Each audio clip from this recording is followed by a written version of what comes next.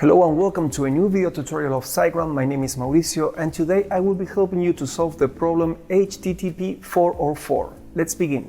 A very common problem that most WordPress users face at some point is WordPress post returning a 404 error.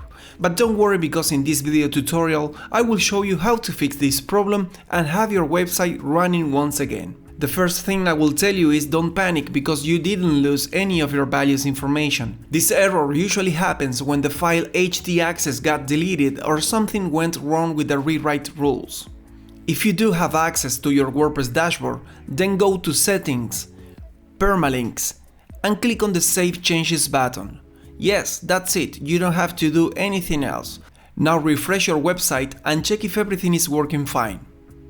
If the problem persists or you can't access to your WordPress dashboard, then you'll need to fix it manually. To do so, log in your SiteGround account, click in Websites, and click on Site Tools.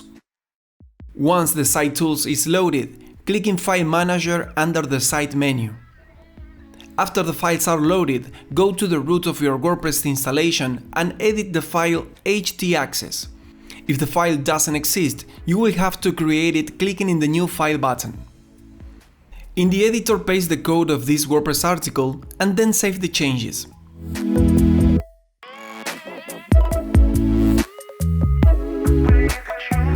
Now go again to the front end of your site and refresh.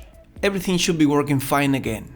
That's all. I hope this solution helped you to solve the problem. Thank you and good luck.